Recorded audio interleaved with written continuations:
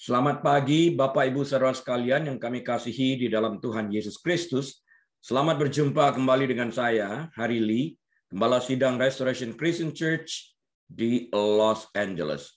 Hari ini tanggal 23 Januari tahun 2022, kita akan membahas lalang di antara gandum yang akan kita bahas dari kitab Injil Matius, pasal yang ke-13 ayat 24 sampai 30. Mari kita tundukkan kepala kita dan kita berdoa. Tuhan Yesus, terima kasih Engkaulah firman Allah yang hidup, yang menjadi manusia yang diam di tengah-tengah kami. Kami berterima kasih untuk firman-Mu yang adalah kebenaran yang pasti memerdekakan kami pagi hari ini. Tuhan, berkati setiap hati dan telinga yang mendengar pada saat ini. Tuhan Yesus berbicara kepada kami. Mampukan kami mengerti dan lebih daripada itu jadikan kami pelaku kebenaran firman-Mu. Kami siap menerima dan melakukan kebenaran firman-Mu. Terpuji Engkau Bapa saat ini sampai selama-lamanya di dalam nama Tuhan Yesus. Haleluya. Semua kita yang percaya katakan amin. Mari kita buka Alkitab kita ke dalam Injil Matius pasal 13 ayat 24 sampai 30. Dan saya akan bacakan bagi kita sekalian bersama-sama. Ayat 24. Yesus membentangkan suatu perumpamaan lain lagi kepada mereka. Katanya, hal kerajaan surga itu seumpama orang yang menaburkan benih yang baik di ladangnya. Tetapi pada waktu semua orang tidur, datanglah musuh menaburkan benih lalang di antara gandum itu, lalu pergi. Ayat 26. Ketika gandum itu tumbuh dan mulai berbulir, nampak jugalah lalang itu. Ayat 27. Maka datanglah hamba-hamba Tuhan ladang itu kepadanya dan berkata, Tuhan, bukankah benih baik yang Tuhan taburkan di ladang Tuhan? Dari manakah lalang itu? Ayat 28. Jawab Tuhan itu, seorang musuh yang melakukannya. Lalu berkatalah hamba-hamba itu kepadanya, jadi maukah Tuhan supaya kami pergi mencabut lalang itu? Ayat 29. Tetapi ia, yaitu Tuhan itu berkata, jangan. Sebab mungkin gandum itu ikut tercabut pada waktu kamu mencabut lalang itu. Ayat 30. Kuncinya adalah seperti berikut. Biarkanlah keduanya tumbuh bersama sampai waktu menuai. Dalam konteks rohaninya, biarkan bertumbuh bersama-sama, diharapkan terjadinya sebuah pertobatan di dalam hal ini. Pada waktu itu, aku akan berkata kepada para penuai, kumpulkanlah dahulu lalang itu, mereka yang tidak bertobat, dan ikatlah berkas-berkas untuk dibakar, masuk ke dalam the lake of fire.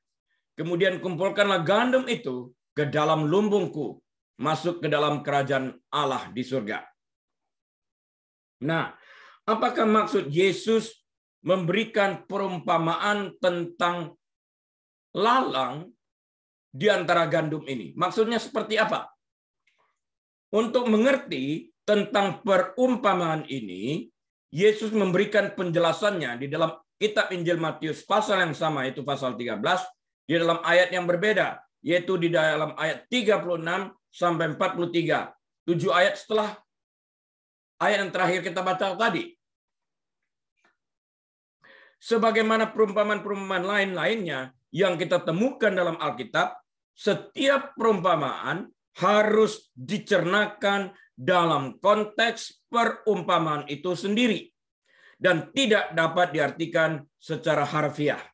Dalam konteks perumpamaan, apakah arti dari perumpamaan itu? Dari sana kita mengartikan apa yang dimaksudkan oleh Yesus melalui firman-Nya itu, sesuai dengan perumpamaan yang diberikannya.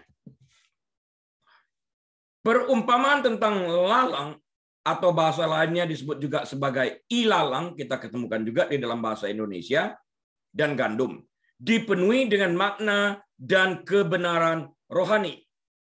Namun, terlepas dari penjelasan yang jelas tentang perumpamaan yang Yesus berikan dalam Matius 13 ayat 36 sampai 43 dalam penjelasannya tentang perumpamaan itu, perumpamaan ini bagaimanapun juga sangat sering disalahartikan sekalipun Yesus telah memberikan pengertian tentang arti dari perumpamaan yang sebenarnya sebagaimana ia maksudkan. Banyak komentar dan khotbah telah mencoba menggunakan cerita yang barusan kita baca bersama-sama ini sebagai ilustrasi kondisi gereja, mencatat bahwa ada orang percaya sejati yang mereka artikan dalam pengertian mereka sebagai gandum, dan guru-guru palsu mereka artikan sebagai gulma, tanaman liar, lalang, ilalang ini di gereja pada umumnya dan gereja lokal secara individual di mana orang-orang beribadah. Meskipun ini mungkin saja benar, tapi Yesus dengan tegas menjelaskan bahwa ladang bukanlah gereja. Saya ulangi, Yesus sendiri mengatakan bahwa ladang itu bukanlah gereja. Ladang yang dimaksud di dalam perumpamaan ini adalah dunia. Dari mana kita tahu? Terdapat di dalam kitab Injil Matius pasal 13 ayat 38 sebagaimana Yesus menjelaskan makna daripada ladang itu sendiri. Nah, tadi saya menggunakan perkataan gulma. Saya melihat dalam Kamus Besar Bahasa Indonesia supaya dapat kita artikan bersama-sama. Gulma adalah tumbuhan yang tumbuh di sekitar tanaman budidaya yang kehadirannya tidak diinginkan pada lahan pertanian, karena menurunkan hasil yang bisa dicapai oleh tanaman produksi dan juga menjadi sarang hama dan penyakit. Batasan gulma bersifat teknis dan praktis di dalam hal ini. Jadi gulma seperti lalang, ilalang, itu yang dimaksud sebagai gulma. Mereka tumbuh bersama-sama karena ditempatkan oleh orang yang mengadakan sabotase terhadap ladang si pemilik tuan ini. Bahkan jika sekalipun Yesus tidak secara khusus memberitahu kepada kita bahwa ladang adalah gambaran daripada dunia, tetap saja perumpamaan itu akan memberikan makna yang jelas kepada kita dan tidak dapat disangkut pautkan dengan gereja. Pemilik tanah memberitahu bahwa memberitahu para pelayan untuk tidak mencabut lalang di ladang. Biarkan dulu lalang itu di sana. Tetapi membiarkannya sampai akhir zaman. Kenapa seperti itu? Jika ladangnya adalah gereja, perhatikan, jika orang mengumpamakan ladang bukan dunia seperti yang dimaksudkan Yesus, tapi mereka mengartikannya sebagai gereja, maka pengajaran ini, perintah ini di dalam hal ini akan secara langsung bertentangan dengan ajaran Yesus dalam Matius 18, 5 pasal setelah itu, yang memberitahu kita bagaimana menangani orang berdosa yang tidak bertobat di dalam gereja. Orang yang tidak bertobat, yang berada di dalam gereja, terus-menerus hadir di sana tanpa menunjukkan buah pertobatan dan tetap hidup di dalam dosa, menjadi racun bagi tubuh Kristus yang lain. Mereka harus berdasarkan Matius 18 ini dikeluarkan dari persekutuan dan diperlakukan sebagai orang yang tidak percaya menurut Alkitab. Yesus tidak pernah memerintahkan kita untuk membiarkan orang berdosa yang tidak mau bertobat tetap berada di tengah-tengah kita sampai akhir zaman. Jadi lalang itu tidak, jadi orang berdosa kalau mereka mengartikan seperti lalang tidak dapat dibiarkan bersama-sama dengan orang percaya lainnya. Tapi yang dimaksudkan di sini lalang di dalam pengertian yang tumbuh di dunia, di dalam ladang itu sendiri, karena tidak dikenal pada awalnya yang mana yang asli, mana yang palsu, karena lalang atau ilalang itu pada awalnya mirip sekali, sangat mirip dengan gandum. Sehingga bahayanya adalah pada waktu gandum dicabut, pada waktu lalang dicabut, kemungkinan gandum ikut tercabut besar kemungkinannya. Karena itu Alkitab mengajarkan biarkan terlebih dahulu sampai waktu panen, sampai waktu menuai. Nah, waktu itulah terlihat secara jelas mana yang asli, mana yang tidak, mana yang lalang, mana yang gandum. Pada waktu itulah berkas-berkas lalang diikat dan dibakar. Yesus tidak pernah memerintahkan kita untuk membiarkan orang berdosa yang tidak mau bertobat tetap berada di tengah-tengah kita sampai akhir zaman. Tidak akan pernah terjadi pengajaran seperti itu. Jadi perhatikan baik-baik. Jangan sampai ada orang yang menyesatkan dengan mengartikan ladang itu sebagai gereja. Ladang itu adalah dunia di dalam perumpamaan ini. Jadi Yesus sedang mengajar di sini tentang kerajaan sorga. Matius 13 ayat 24. Yaitu tentang kerajaan sorga yang berada di dunia. Di mana kita sedang berada pada saat ini. Dalam masyarakat pertanian pada zaman Yesus Kristus, banyak petani bergantung pada kualitas tanaman mereka. Hari ini pun masih demikian. Musuh menabur rumput liar, lalang atau ilalang untuk menyabot bisnis dari pemilik ladang tersebut. Ilalang dalam perumpamaan ini atau lalang dalam perumpamaan ini kemungkinan besar seperti lalang karena lalang itu sampai matang, tampak dan mirip sekali seperti gandum. Jadi tidak dapat dibedakan pada awalnya. Yang mana lalang sesungguhnya, yang mana gandum. Mirip sekali tanaman ini. Tanpa pembunuh gulma modern, tanpa pembunuh lalang. Kalau kita pergi ke Home Depot, kita bisa beli obat penyemprot untuk weed itu, anti weed kan ya. Kita bisa membeli obat seperti itu zaman sekarang. Zaman itu belum ada untuk membunuh lalang seperti demikian. Apa yang akan dilakukan petani yang bijaksana dalam dilema seperti itu pada saat itu? Pada saat ini kita bisa menyemprotkan anti-weed itu. Alih-alih mencabut gandum dengan lalang, pemilik tanah dalam perumpamaan ini dengan bijaksana menunggu sampai panen. Sampai waktu harvest. Setelah panen, seluruh ladang, ilalang bisa dipisahkan dari gandum. Dan kemudian diikat bekas-bekasnya dan kemudian baru dibakar. Gandum akan disimpan di dalam lumbung. Dalam penjelasan tentang perumpamaan ini, Kristus menyatakan bahwa Dia sendiri adalah penabur itu. Di ladang itu, di dunia ini. Dia penabur. Dia datang membawa benih yang baik. Dia menyebarkan benih tebusannya. Orang percaya sejati di ladang dunia. Melalui kasih karunia-Nya, orang-orang Kristen ini menghasilkan buah roh. Galatia 5 ayat 22-24. Kehadiran mereka di bumi adalah alasan kerajaan sorga seperti ladang di dunia. Orang-orang percaya ini adalah benih-benih yang sudah ditaburkan Tuhan Yesus dan kemudian bertumbuh. Dan benih-benih ini bertumbuh bersama dengan ilalang. Orang-orang yang tidak bertobat, yang berada di sekeliling mereka. Ketika Yesus berkata, kerajaan surga sudah dekat, artinya apa? Yang Dia maksudkan adalah alam rohani yang ada di bumi, berdampingan dengan alam si jahat. Alam rohani berdampingan, bertumbuh bersama-sama dengan alam si jahat. Ketika kerajaan surga membuahkan hasil, surga akan menjadi kenyataan. Dan tidak ada gulma di antara gandum. Tetapi untuk saat ini benih baik dan benih buruk matang di dunia. Jadi pada saat ini sampai keadaan akhir zaman. Yang jahat dan yang baik bertumbuh bersama-sama. Nah kita harus mengerti posisi kita sebagai gandum, sebagai orang Kristen harus tumbuh dan berakar kuat di dalam firman Tuhan. Sehingga lalang tersebut yang ditaruh musuh, yaitu si setan, tidak dapat merusak diri kita, pribadi kita. Karena kita harus berpegang kepada kebenaran firman di dalam dunia di mana kita berada ini. Itu standarnya kita. Nah, bagi mereka yang suam-suam kuku, mereka mudah sekali terbelit dengan lalang tersebut dan dimakan dan dirusak oleh hama-hama yang ditabur oleh lalang tersebut. Musuh dalam perumpamaan itu adalah setan.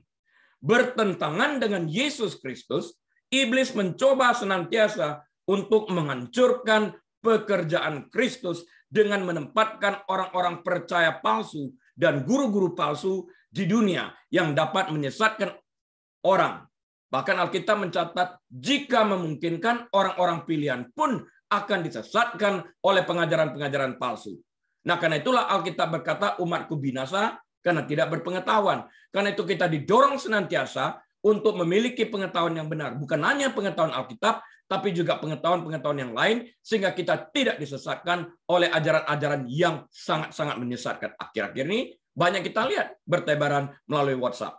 Kita harus hati-hati banget di dalam hal ini untuk tidak terjebak di dalam pengajaran-pengajaran yang sangat menyesatkan kita, apalagi membuat kita menjauhkan diri dari kebenaran firman Tuhan. Tentang guru-guru palsu ini dapat kita lihat pada banyak skandal teleevangelis dan siaran-siaran radio-radio Kristen yang syarat dengan pengajaran-pengajaran palsu. Sekarang sedang berkembang, berasal dari Tiongkok sampai ke Indonesia dan kemana-mana. Di Amerika juga sudah ada tentang gereja Tuhan yang Maha Kuasa dengan pengajaran mereka yang sangat menyesatkan. Mereka percaya Yesus sudah kembali dalam bentuk wujud seorang wanita. Ini sangat-sangat menyesatkan pengajaran seperti ini. Mereka banyak membuat movie Kristen dengan memasukkan pengajaran-pengajaran yang salah. Nah, bayangkan jika orang tidak mengerti kebenaran firman Tuhan secara tepat, secara persis, mereka menyusupkan pengajaran-pengajaran palsu, kita manggut-manggut, dan kemudian termakan oleh pengajaran yang sangat menyesatkan ini, sehingga yang asli akan tersingkir dari kehidupan kita. Lalang memakan gandum itu. Harus hati-hati. Dan orang-orang fasik ini, orang-orang palsu ini, orang-orang percaya palsu, guru-guru palsu, nabi-nabi palsu ini, melalui tindakan kefasikan mereka akan membawa celah bagi kemuliaan nama Tuhan itu. Celah atas nama Kristus itu. Nah, baru kemarin saya baca sebuah berita begitu. Seorang pendeta, katakanlah gadungan, demikian ya dalam bahasa Indonesianya, tertangkap karena menyekap ada 8 orang di basement suami istri. Melakukan manipulasi, bukan hanya terhadap kesehatan orang tersebut, tapi juga terhadap keuangan orang tersebut. Ini sesuatu yang sangat membawa kehancuran bagi nama orang Kristen. Banyak sekali terjadi pada akhir-akhir ini. Tetapi kita tidak boleh mengejar orang-orang seperti itu dalam upaya untuk menghancurkan mereka. Mereka tetap ada dan tidak pernah akan habis selama dunia ini ada, sampai pada akhir zaman di mana Tuhan memisahkan mereka antara kambing dan domba, antara lalang dan gandum. Tuhan pisahkan. Pada waktu itu, selama dunia ini masih ada, selama itu kasih karunia Tuhan tetap masih ada dan mereka diharapkan untuk bertobat.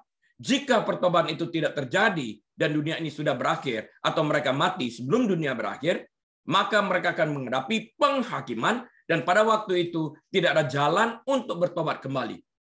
Bertobat hanya terjadi pada waktu kita masih bernafas dan dalam keadaan pikiran masih sadar.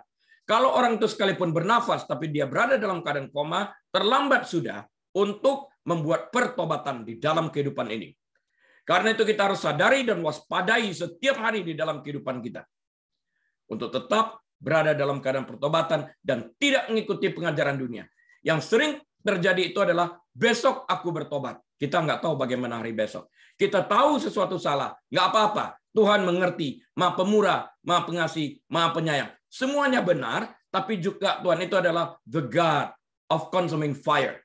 Dia adalah Allah yang adil yang melakukan ini jika kita tidak menunjukkan buah pertobatan di dalam kehidupan ini. Untuk satu hal, kita tidak tahu apakah orang percaya yang tidak dewasa dan tidak bersalah mungkin terluka oleh upaya kita dalam hal kita ingin menyingkirkan lalang tersebut. Karena kita tidak dapat mengenali mana yang palsu, mana yang benar, mungkin saja kita akan dapat menghancurkan yang benar itu sendiri. Karena kita tidak memiliki kapasitas untuk mengenal itu pada awalnya ini. Lebih jauh kita hanya perlu melihat Inkuisisi Spanyol, perang salib yang terjadi, dan pemerintahan Bloody Mary di Inggris untuk melihat hasil dari manusia yang mengambil tanggung jawab untuk memisahkan orang percaya sejati dari yang palsu. Tugas yang disediakan hanya untuk Tuhan. Bloody Mary ini adalah peristiwa yang sangat terkenal yang harus kita lihat oleh seorang ratu dari Inggris yang beragama Katolik yang ingin menghancurkan kekristenan itu. Salah kaprah di dalam hal ini. Terjadi hal-hal yang tidak diinginkan. Di dalam sejarah kita dapat memeriksa akan hal ini. Alih-alih mengharuskan orang percaya palsu ini untuk dicabut dari dunia, dan mungkin menyakiti orang percaya yang belum dewasa dalam prosesnya. Kristus mengizinkan mereka untuk tetap tinggal sampai kedatangannya. Pada saat itu para malaikat akan memisahkan yang benar dari yang palsu ini. Karena itu kita harus berhati-hati dalam memilah pengajaran itu sendiri, seperti yang dikatakan Rasul Paulus dalam Acts 17 ayat 11. Baca Alkitab setiap hari. Double check kebenaran firman yang disampaikan, yang kita baca, yang kita dengar dengan Alkitab. Harus kita gunakan Alkitab sebagai standar untuk melacak kebenaran itu. Nah, saya mengundang sudah beberapa kali setiap orang mendengarkan khotbah yang saya sampaikan ini untuk menelaah kembali, memeriksa kembali apakah semua yang telah saya katakan ini sesuai dengan Alkitab. Bukan cara saya menyampaikannya, tapi isi konten dari yang saya sampaikan itu konteksnya harus sesuai dengan Alkitab. Caranya setiap hamba Tuhan mempunyai cara mereka masing-masing sesuai dengan kebudayaan mereka. Selain itu, kita tidak boleh memaksakan diri untuk mencabut orang yang tidak percaya karena perbedaan antara orang percaya yang benar dan yang palsu tidak selalu jelas di dalam hal ini. Ilalang atau lalang, terutama pada tahap awal pertumbuhan, sangat menyerupai gandum tadi saya katakan. Demikian juga seorang beriman palsu, pura-pura Kristen, dapat menyerupai seorang beriman sejati. Saya pernah berhadapan dengan orang seperti begitu. Yang mengaku akhirnya, aku menjadi Kristen bukan karena aku pengen jadi orang Kristen, tapi karena aku berdasarkan ketentuan dari pihak keluarga wanita, mengharuskan aku untuk dibaptis agar dapat menikahi anaknya perempuan. Jadilah aku dibaptis dan menjadi orang Kristen. Tapi dalam pelaksanaannya, Pak, aku tetap percaya kepada aku percaya dan tidak pernah percaya kepada Kristus. Ini Kristen palsu.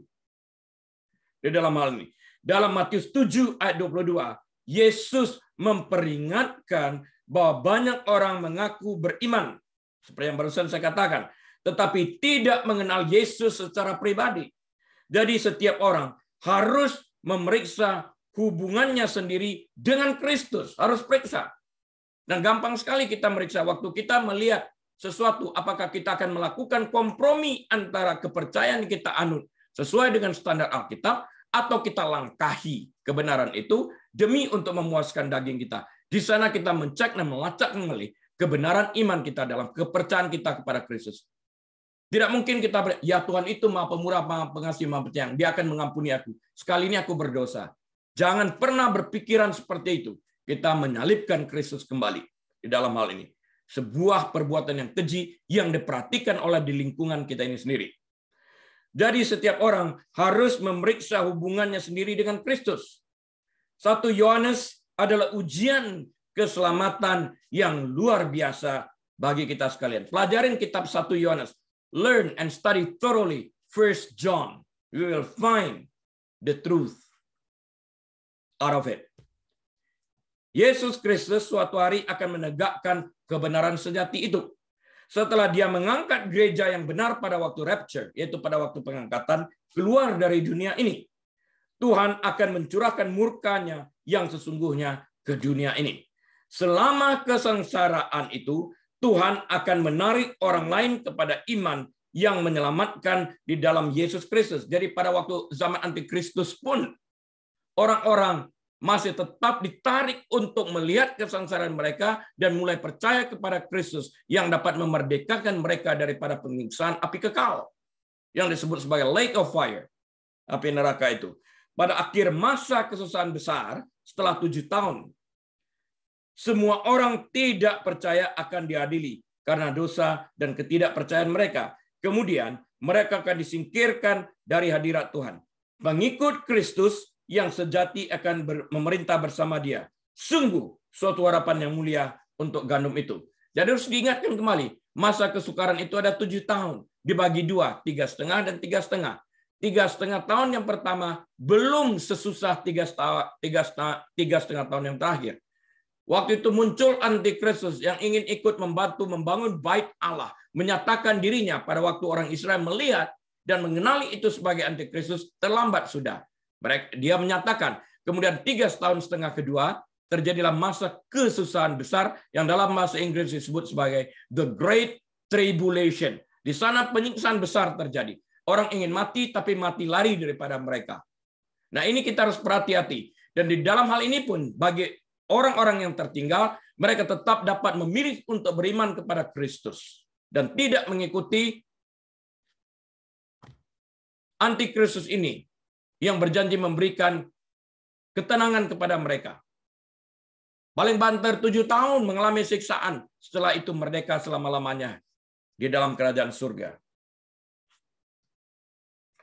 Untuk mengerti perumpamaan ini lebih baik lagi, ada baiknya kita mempelajari kitab Injil Matius pasal 13 ayat 47 sampai 50, 14 ayat. Yaitu perumpamaan tentang tukang pukat. Ini penting. Matius 13 ayat 47 sampai 50 saya bacakan bagi kita sekalian. Ayat 47. Demikian pula hal kerajaan surga. Ingat tadi ladang itu tentang kerajaan surga di dunia ini. Demikian pula hal kerajaan surga itu seumpama pukat yang dilabuhkan di laut, lalu mengumpulkan berbagai-bagai jenis ikan. Setelah penuh, pukat itu pun diseret orang ke pantai. Lalu duduklah mereka dan mengumpulkan ikan yang baik ke dalam pasu, dan ikan yang tidak baik mereka buang. Ayat 49. Demikian juga pada akhir zaman, barusan kita bicara sepintas, malaikat-malaikat akan datang memisahkan orang jahat dari orang benar, bagaikan memisahkan lalang dari gandum yang kita baca tadi. Ayat 50, lalu mencampakkan orang jahat ke dalam dapur api. Di sanalah akan terdapat ratapan dan kertak gigi. Di sini mencampakkan orang jahat ke dalam dapur api, tadi membakar lalang yang diikat dalam berkas-berkas. Sama mirip, cuma dalam bentuk perumpamaan yang lain. Di dalam hal ini, Yesus memberikan perumpamaan-perumpamaan dalam berbagai sisi untuk membuat kita semua dapat lebih mudah mencernakan, mengerti, agar pertobatan dapat terjadi dan menghasilkan buah pertobatan sesuai dengan pertobatan itu sendiri. Nah, sekarang kita pelajari lebih lanjut. Apa arti perumpamaan tentang tukang pukat?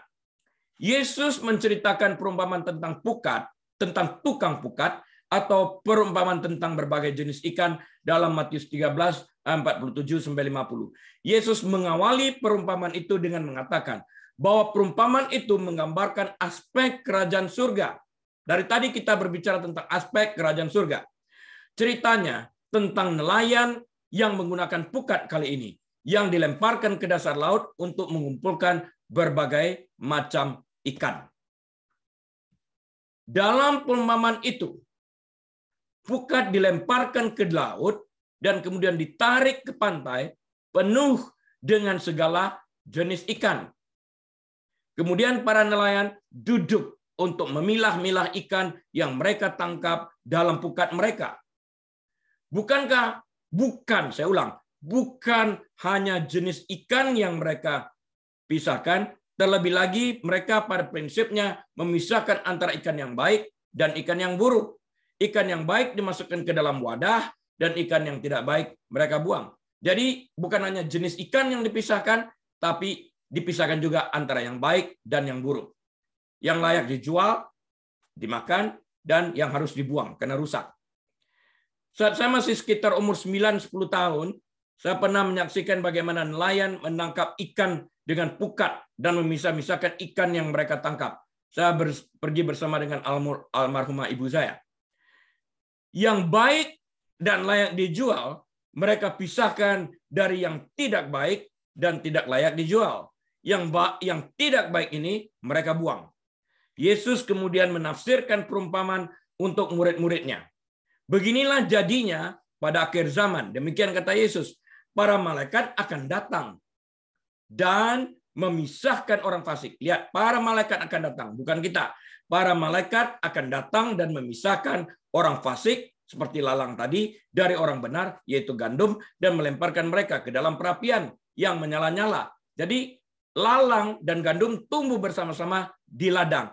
Jadi orang baik dan orang jahat tumbuh bersama-sama di dunia ini, di mana akan ada tangisan dan kertakan gigi pada saat lalang dibuang ke dalam api Ya kan? Pada saat berkas-berkas ini dibakar, pada saat ikan-ikan tersebut dibuang di dalam hal ini.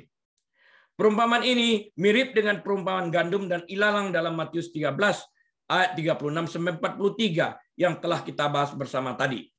Kedua perumpamaan ini menyangkut penyortiran akhir zaman, dibantu oleh para malaikat seperti yang telah kita baca barusan. Ketika orang-orang percaya akan dipisahkan dari orang-orang tidak percaya untuk selama-lamanya, bukan sementara, untuk selama-lamanya. Mulut kita boleh mengatakan kita percaya, tapi jika hati kita tidak mengikuti, kita bukan orang percaya. Jika hati kita percaya bukan hanya dengan bibir, tapi dari hati, maka kita memberikan perilaku yang sesuai dengan apa yang kita percayai. Bibir percaya, tindakan belum tentu. Hati percaya, sungguh perilaku akan seiring. Karena itu saya katakan tadi, Tuhan tahu hati kita belum percaya. Hati-hati di dalam hal ini. Atau kita menyakiti hati Yesus. Sama seperti pukat yang dilemparkan ke laut, menarik banyak ikan, bukan? Pesan Injil disebarkan ke dunia. Menarik banyak orang kepada Injil itu sendiri. Sama seperti pukat mengumpulkan semua jenis ikan, terlepas dari nilainya. Demikian pula Injil menarik banyak orang yang tidak memiliki keinginan untuk bertobat atau tidak ingin mengikuti Kristus. Namun mereka ikut beribadah, hanya saja dengan motif yang salah. Mereka mengerti cara beribadah yang sesungguhnya sekilasnya tidak ada perbedaan. Mereka ikut mengangkat tangan, mereka ikut bertepuk tangan, dan bahkan ikut perjamuan kudus. Semuanya mirip. Kita tidak bisa tahu apa yang ada di dalam hati mereka. Mereka juga dapat mengutip ayat-ayat Alkitab secara benar. Namun semuanya ini hanyalah pemanis bibir, lip service, karena mereka mendekat kepada Tuhan dengan mulut mereka dan memuliakan Tuhan dengan bibir mereka. Padahal hati mereka menjauh dari Tuhan. Dan ibadah mereka kepada Tuhan hanyalah perintah manusia yang mereka hafalkan semata-mata. Tertulis dalam Yesaya 29 ayat 13. Tertulis dalam Yesaya 29 ayat 13. Ibadah mereka hafalan. Mereka percaya kepada Tuhan dengan bibir. Hati mereka jauh dari Tuhan. Nah, Tuhan menghendaki kita menjauhi orang-orang seperti itu. Sama seperti ikan yang tidak dapat dipilih sampai pukat ditarik ke darat, demikian pula orang-orang percaya palsu yang menyamar sebagai orang Kristen sejati tidak akan diketahui sampai akhir zaman. Selama pukat masih berada di dalam laut, di dasar laut, kita tidak dapat memilih ikannya, bukan? Sampai pukat ditarik ke pantai dan pukat dibongkar, jala dibongkar, baru kita bisa dapat memilih ikan-ikan tersebut. Demikianlah pada akhir zaman, malaikat memisahkan yang baik dan yang buruk. Orang benar daripada orang-orang palsu ini, orang-orang fasik dipisahkan di sana. Ikan buruk ini atau orang percaya palsu dapat disamakan dengan tanah berbatu dan tanah berduri dalam Injil Matius pasal yang 13 ayat 5-7. Dan lalang dalam ayat 40 dapat disetarakan dengan itu. Mereka mengaku memiliki hubungan dengan Yesus dengan mengatakan Tuhan, Tuhan. Dikatakan dalam Matius 7:22. Dan jawaban Yesus pada waktu itu apa? Pada waktu itulah aku akan berterus terang kepada mereka dan berkata, aku tidak pernah mengenal kamu. Enyahlah daripadaku, kamu sekalian pembuat kejahatan. Matius 7:23. Jadi bukan mereka hanya sekedar mengatakan Tuhan, Tuhan pasti masuk kerajaan surga. Tapi bukan, kata Yesus. Mereka yang melakukan kehendak Bapakku. Jadi orang mengatakan Tuhan, Tuhan belum tentu dia itu Kristen. Belum tentu dia masuk surga. Karena Yesus akan berkata pada akhir zaman, aku nggak pernah kenal kamu. Sekalipun engkau memanggil aku Tuhan. Tapi kalau engkau memanggil aku Tuhan, kenapa engkau tidak melakukan apa yang diperintahkan tertulis di dalam Alkitab? Sebutan Tuhan, jika diimani berasal daripada hati, akan menyebabkan kita melakukan apa yang diinginkan oleh Tuhan. Sekali lagi saya katakan sebaik-baiknya. Catatkan ini dalam hati. Jika kita memanggil nama Tuhan, artinya kita siap sedia untuk melakukan apa yang Tuhan kehendaki. Karena perkataan Tuhan, Tuhan tidak menjamin kita masuk ke dalam kerajaan surga. Bereskan pikiran ini terlebih dahulu. Apalagi kalau kita mempunyai tanggung jawab terhadap orang di sekeliling kita. Di dalam kantor, di dalam rumah tangga, terhadap anak-anak, dan sebagainya. Tanggung jawab ini besar. Pokok utama yang serius dari perumpamaan ini dapat dinyatakan sebagai berikut. Akan datang hari pembalasan, dikatakan Alkitab, di mana Allah akan memisahkan orang-orang percaya yang sejati dari orang-orang yang hanya berpura-pura, dan mereka yang didapati palsu akan dilemparkan ke dalam api neraka. Saya tekankan sekali lagi, Alkitab barusan kita baca bersama-sama, saya harap ayat-ayat itu dicatatkan di dalam hati.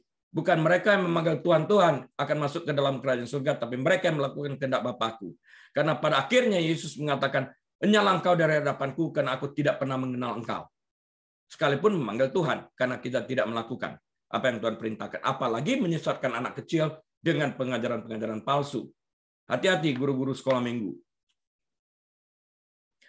Perumpamaan tentang lalang di antara gandum adalah pelajaran penting tentang menyerahkan penghakiman kepada Tuhan.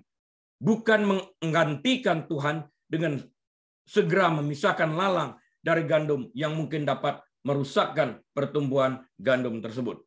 Namun jika seseorang muncul dalam gereja menyebar racun pengajaran yang palsu dan menjadi racun itu sendiri di dalam tubuh Kristus ini, maka seperti yang telah kita jelaskan di atas tadi, yang bersangkutan harus ditegur 4 mata. Jika tidak terjadi pertobatan, maka kita berdasarkan Matius 18 ayat 15 sampai 20 diperkenankan untuk membawa 2 atau 3 orang lagi sebagai saksi, sehingga kebenaran tentang perkara itu tidak lagi disangsikan. Jika orang tersebut artinya tidak mau mendengarkan mereka, sampaikan soalnya kepada jemaat, sekarang dalam skop yang lebih besar. Dan jika ia tidak mau juga mendengarkan jemaat, pandanglah dia sebagai orang yang tidak mengenal Allah atau seorang pemungut cukai. Tertulis dalam Matius 18 ayat 17. Artinya, orang yang tidak berkenan untuk bertobat ini berdasarkan Alkitab harus dikucilkan seperti yang tertulis dalam 1 Korintus 5 ayat 2 dan ayat 13, dipisahkan. Nah, akhir-akhir ini kalau kita lihat pada zaman akhir ini, jarang gereja yang mau melakukan ini karena mereka khawatir akan ada jemaat yang pergi. Padahal mereka bertanggung jawab terhadap kesejahteraan jemaat yang lain di dalam hal ini. Harus ada keberanian untuk menegur di dalam hal ini, sekalipun resikonya menjadi tidak populer atau dibenci. Tanda-tanda kedatangan Tuhan Yesus kedua kalinya semakin hari semakin jelas. Kita sedang menuju masa panen. Seringkali kita beranggapan bahwa masa panen tersebut adalah masa yang benar-benar positif, pengumpulan jiwa-jiwa yang besar untuk kerajaan Allah. Tetapi seiring dengan panen juga ada penampi di mana Tuhan memisahkan lalang dari gandum.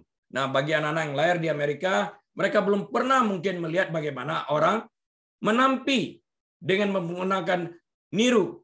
Beras dimasukin ke dalam sesuatu yang bundar begitu, niru, kemudian dikipas-kipas seperti begini, terpisahlah padi atau yang lainnya daripada beras yang sesungguhnya. Nah, itu cara menampi dipisahkan di dalam hal ini. Pada akhir zaman, malaikat akan menampi, akan memisahkan orang jahat dari orang baik, lalang dari gandum, seperti nelayan memisahkan ikan baik dari ikan yang buruk. Perumpamaan tentang lalang di antara gandum adalah pelajaran penting tentang menyerahkan penghakiman kepada Tuhan, bukan menggantikan Tuhan dengan segera memisahkan lalang dari gandum yang mungkin dapat merusakkan pertumbuhan gandum tersebut. Tanda-tanda kedatangan Tuhan Yesus semakin hari semakin jelas. Kita sedang menuju masa panen, saya katakan tadi. Seringkali kita beranggapan, saya ulang kembali, seringkali kita beranggapan bahwa masa panen adalah masa yang benar-benar positif. Tapi kita lupa, pengumpulan jiwa-jiwa yang besar ini diiringi dengan masa penyaringan, menampi istilahnya, di mana lalang dipisahkan daripada gandum. Di sini kita lihat lalang diikat, dibakar, di sana ada kertakan gigi. Tidak ada jalan keluar, penyiksaan selama-lamanya. Masih ingat? Sekitar tahun 2010-2011 saya menceritakan, waktu itu kita masih di gedung gereja itu, di auditorium, saya menggunakan kabel mikrofon, dan saya menunjukkan mikrofon yang pendek ini berbanding dengan sisa kabel yang begitu panjang. Sisa kabel yang begitu panjang menunjukkan eternity. Mikrofon yang pendek ini menunjukkan keadaan kita di dunia yang singkat ini. Kita harus perhatikan itu baik-baik. Jangan sampai kita melupakan masa eternity, masa kekekalan, dengan menikmati masa yang singkat di dunia ini dan akhirnya tercampak dalam kekekalan di lautan api, di neraka. Tuhan hanya membuat hal-hal yang baik, tidak pernah hal yang jahat. Seperti yang dijelaskan dengan sangat jelas dalam Alkitab, Kejadian pasal 1. Keadaan baik itu, di mana Tuhan tempatkan Adam dan Hawa di Taman Eden, segera berubah pada saat si jahat dalam bentuk ular menabur benih jahat dalam kehidupan manusia pertama. Hawa disesatkan oleh iblis, namun Adam memilih untuk berbuat dosa dengan mengabaikan perintah Tuhan yang diberikan kepadanya untuk tidak memakan buah dari pohon pengetahuan tentang yang baik dan yang jahat. Jadi Tuhan tidak menciptakan kejahatan, manusia atas godaan iblis memilih untuk melakukan tindakan kejahatan. Ingat tadi saya katakan, tidak apa-apa, Tuhan itu baik. Bukan seperti itu. Efeknya jauh ke depan, hal yang harus kita perhatikan. Ingat, mikrofon cuma sependek ini, kabel itu sepanjang itu. Ingat eternity. Dalam hal ini, Adam menunjukkan cintanya kepada Hawa agar tetap dapat bersama Hawa sampai maut memisahkan mereka. Inilah cinta yang tulus itu yang ditunjukkan oleh Adam secara sukarela, tanpa paksaan, dalam segala kebebasan yang ada padanya. Memilih pasangannya daripada memilih Tuhan di dalam hidup ini. Cinta sejati harus sukarela, dan kemauan membutuhkan kebebasan. Kebebasan harus selalu membiarkan pintu terbuka dan kejahatan memasuki tempat kejadian. Dia membuka dirinya, kejahatan masuk. Kejahatan berhasil memanipulasikan kasih yang tulus dari Adam terhadap Hawa. Setelah Adam dan Hawa jatuh dalam dosa, sekarang ketika kita melihat dunia, kita melihat dunia sebagai baik dan buruk. Dulu cuma baik, tidak ada yang buruk. Sekarang apapun yang kita lihat, kita pisahkan. Baik dan buruk, seperti itu. Nah, pentingnya melihat gandum dan lalang bersama-sama. Kita harus melihat dalam satu konteks bertumbuh bersama-sama.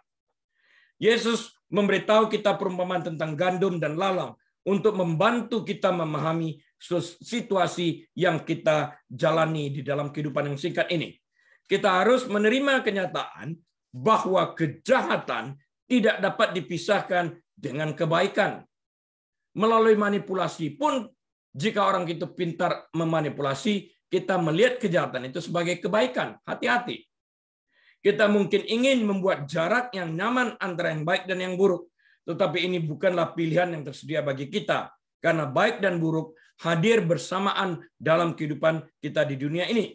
Sebaliknya, kita ditawari jaminan bahwa Tuhan akan menyelesaikan semuanya itu dengan keadilan yang sempurna pada akhirnya. Artinya, kita harus bertekun dalam iman kita, tetap melakukan segala sesuatu yang baik sesuai dengan benih yang ditaburkan di dalam kehidupan kita yang kita peroleh dari firman Tuhan. Itu standar kehidupan kita. Itu manual kita. Kita tidak dapat bergeser. Kalau kita bergeser dari sana dan mengikuti dunia, kita akan tersesat dan pada akhirnya menyesal. Yesus pun pada saat berada di dunia ini berhadapan dengan baik dan buruk. Dia berhadapan juga dengan orang Farisi, orang Saduki, dan ahli Taurat. Dia berhadapan dengan manipulator. Dia berhadapan dengan setan yang menggodanya untuk jatuh di dalam dosa. Ia berhadapan dengan kaum Farisi dan ahli Taurat yang penuh dengan hati yang jahat terhadapnya. Yesus juga berada di tengah-tengah pemungut cukai yang mengambil hak orang lain seperti Zakheus. Yesus juga diperhadapkan dengan pelacur. Namun Yesus tidak mundur seinci pun dalam mempertahankan kebenaran yang diajarkannya, yang dianutnya. Yesus pun membiarkan mereka berada di dunia ini bersama-sama orang pilihannya. Yesus tidak menyingkirkan orang jahat, karena selama dunia ini ada, yang jahat tetap ada, sampai tiba saat penghakiman, di mana yang jahat akan mendapat ganjaran yang setimpal dengan perbuatan mereka yang jahat jika mereka tidak bertobat. Nah, dalam Matius 13 ayat 24 sampai 30 dikatakan bahwa Tuhan pada hakikatnya mengizinkan yang baik dan yang jahat itu hidup dan tumbuh bersama-sama di dunia ini.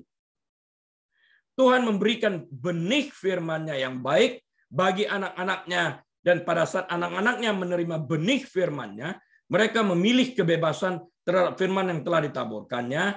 Artinya, apakah mereka bersedia menyimpan firman tersebut dalam lubuk hati mereka dan menjadi pelaku firman tersebut, atau mereka memilih untuk mengabaikan firman tersebut sehingga benih firman tersebut mati dan tidak dapat bertumbuh. Pilihan ada pada mereka masing-masing, bukan? Dalam hidup ini, kita dapat mengenali akan adanya dua kubu. Kubu yang pertama yaitu kelompok manusia yang mengabaikan akan kehadiran yang jahat, yang hidup berdampingan dengan yang baik, sedemikian rupa sampai mereka lupa berjaga-jaga terhadap kehadiran yang jahat. Dan akibat kelalaian ini, kehidupan mereka dirusak sedemikian rupa, sehingga benih firman yang telah ditaburkan pun menghilang dari kehidupan mereka tanpa bekas. Gone with the wind. Sementara kelompok yang lain waspada dan sadar bahwa yang baik dan jahat itu hidup dan bertumbuh berdampingan dengan mereka. Namun, ia tidak mengizinkan yang jahat mempengaruhi kehidupannya, sehingga benih baik yang ada padanya tetap dapat bertumbuh dengan baik dan sehat. Bahkan dia dapat memberikan petunjuk yang baik kepada orang-orang di sekelilingnya, sehingga dia pun akan hidup ibarat Alkitab berjalan. Siapa tahu kehidupanmu adalah Alkitab satu-satunya yang dibaca orang. Kepada jemaat gereja di Korintus, Rasul Paulus menulis sebagai berikut. Kamu adalah ladang Allah, bangunan Allah dikatakan. 1 Korintus 3 ayat 9. Sepanjang perikop ini, Paulus menjelaskan dengan sangat jelas bahwa meskipun dia atau pelayan Tuhan lain mungkin telah menabur benih atau merawat dan menyiram, namun Tuhanlah yang memberi pertumbuhan.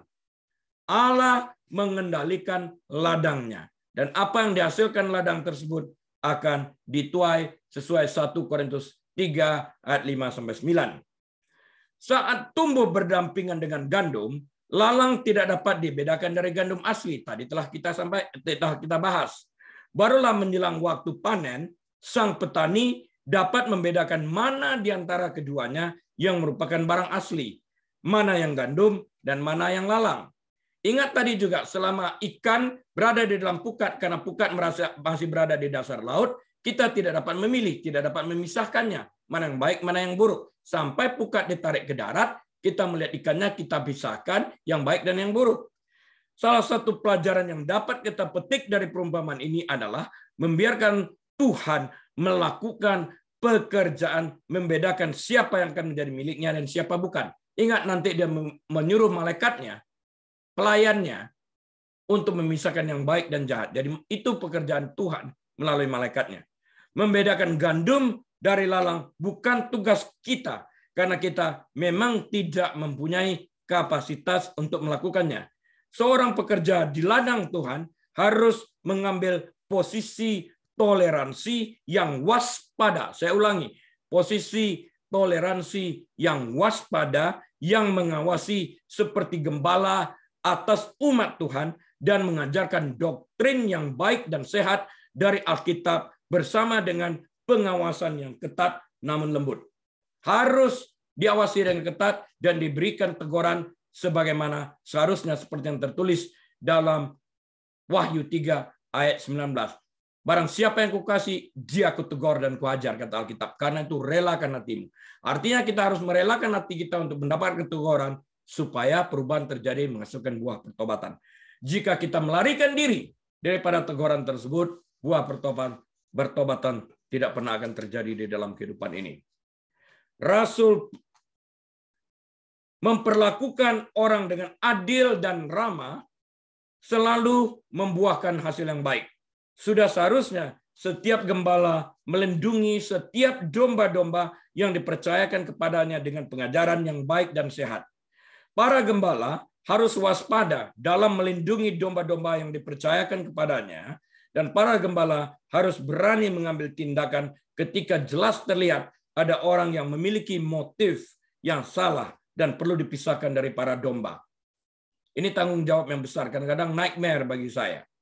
Karena tidak mudah melakukan pekerjaan sebagai seorang gembala dalam memberikan teguran atau memberikan warning jika melihat ada sebuah pengajaran yang tidak sehat dimasukkan ke dalam kehidupan orang tersebut. Rasul Paulus menasihati kita untuk bersabar. Jika pelayan pemilik ladang mencabut gandum yang baik bersama dengan lalang sebelum waktunya, apa yang akan terjadi?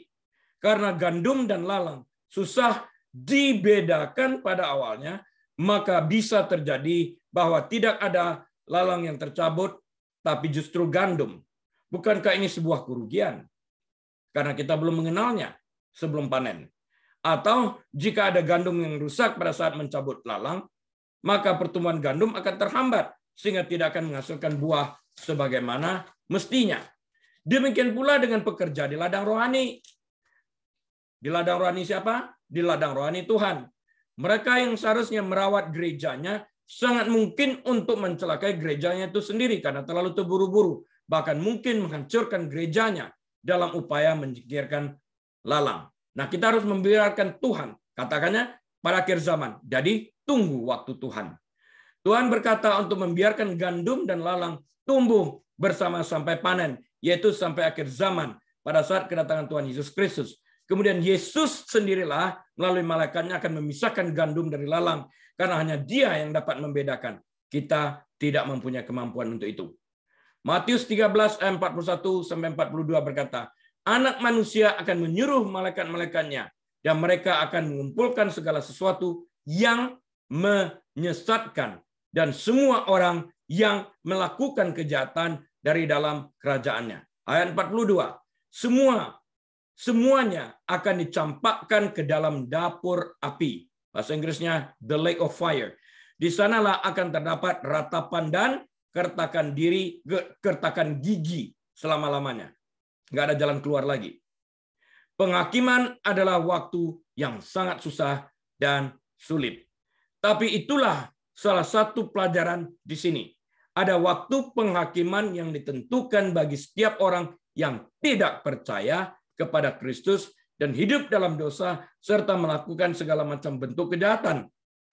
Mereka yang merupakan agen setan yang terlibat dalam tindakan kejahatan akan menghadapi penghakiman. Dunia modern tidak suka mendengar kata seperti penghakiman. Mereka menentang ini. Nggak suka dengar. Tapi suka nggak suka, penghakiman itu tetap ada. Penghakiman menyiratkan bahwa ada standar, ada hukum, dan ada kemutlakan. Baik secara moral maupun secara etis. Tetapi Tuhan berkata, ada waktu penghakiman yang akan datang yang akan menangani pelanggaran hukum dan ketidakbenaran secara pasti adil dan benar. Kuncinya adalah bahwa itu adalah penghakiman Tuhan, bukan penghakiman manusia. Karena manusia tidak dapat mengadili secara adil dan benar dan jujur. Itu adalah kebenaran yang luar biasa dan menghibur sekali sifatnya. Karena kita akan menemukan kebenaran dan keadilan mutlak. Karena Tuhan menghakimi dalam kebenaran yang sempurna, dan itu terjadi pada saatnya, pada waktunya. Kita perlu menanggapi serta menghormati Tuhan dan pekerjaannya secara serius selama kita hidup di dunia ini, dalam keadaan sadar. Dunia ini penuh dengan orang-orang yang mempunyai niat baik, tetapi kekurangan mereka yang melakukan niat baik tersebut. Niat baik ada, tapi tidak dilakukan untuk menunjukkan jati diri mereka yang sebenarnya. Dan mereka yang melakukan niat baik seperti yang dikehendaki Tuhan tersebut adalah orang-orang Kristen yang ditanam oleh Tuhan di ladangnya. Artinya, kita berada di sekeliling orang-orang ini ditempatkan oleh Tuhan berdasarkan sebuah purpose untuk menjadi garam di dalam dunia ini. Karena kita tidak memiliki kapasitas untuk membedakan antara gandum dan lalang, ada baiknya kita melakukan introspeksi diri untuk memastikan bahwa kita sungguh-sungguh beriman kepada Kristus dan membangun kehidupan kita di atas dasar batu karang yang teguh, yaitu Yesus Kristus itu sendiri. Kesimpulannya, closing statement saya, summary saya sebagai berikut. Yesus menyamakan mereka yang mendengar ajarannya dan benar-benar melakukannya dengan orang yang membangun rumahnya di atas batu untuk menahan angin dan badai kehidupan yang berusaha menghancurkan dan menenggelamkan mereka seperti yang tertulis dalam Matius 7 ayat 24-27. Jadi angin pengajaran palsu tidak akan merobohkan mereka. Dalam perumpamaan ini, Kristus menyimpulkan dan berkata, barang siapa memiliki telinga untuk mendengar, hendaklah ia mendengar. Pilihan bukan? Adalah bijaksana untuk mendengarkan ajaran Kristus dan membiarkan firman-Nya bertumbuh subur dalam kehidupan kita dan memastikan bahwa kita bukan hanya sekedar menjadi pendengar firman, tapi juga menjadi pelakunya. Amin. Mari kita berdoa. Tuhan Yesus, kami terima kasih kebenaran firman-Mu telah hamba sampaikan. Biarlah benih firman-Mu ini boleh tumbuh di tanah yang subur, sehingga menghasilkan buah 100 kali, 60 kali, bahkan 30 kali ganda sesuai dengan kebenaran firman-Mu. Berkati setiap telinga yang mendengar, baik live maupun melalui YouTube. Dan jemaat yang kasih Tuhan, mari kita angkat tangan, buka hati, dan angkat wajah kita ke hadapan Tuhan. Biarlah Tuhan yang penuh dengan belas kasihan tersebut menyinarkan wajah-Nya atas setiap daripada kita, membimbing kita ke arah yang tenang, menyegarkan jiwa kita, bahkan menyediakan makanan bagi kita di hadapan lawan kita, serta mengurapi kepala kita dengan minyak, dan membuat piala kita penuh berlimpah. Dan biarlah Engkau dijadikan kepala bukan ekor, naik dan tidak pernah turun. Diberkatilah Engkau saat Engkau masuk, diberkatilah Engkau saat Engkau keluar, diberkatilah bakulmu, diberkatilah tempat adonanmu, diberkatilah kandunganmu, diberkatilah rumah tanggamu, diberkatilah pekerjaanmu, diberkatilah pelayananmu, diberkatilah kesehatanmu.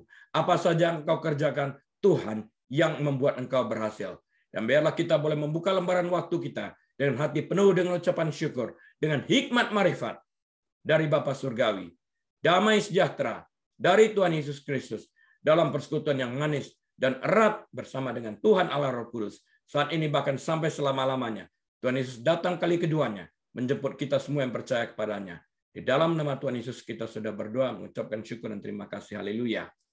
Kita katakan bersama-sama. Amin. Baik, Bapak, Ibu, Saudara sekalian yang kami kasih dalam Tuhan Yesus Kristus, kita berjumpa kembali atas izin Tuhan minggu depan. Dan sementara itu, tetap jaga kesehatan kita dengan menjalankan protokol kesehatan. Tuhan Yesus memberkati kita sekalian. Amin.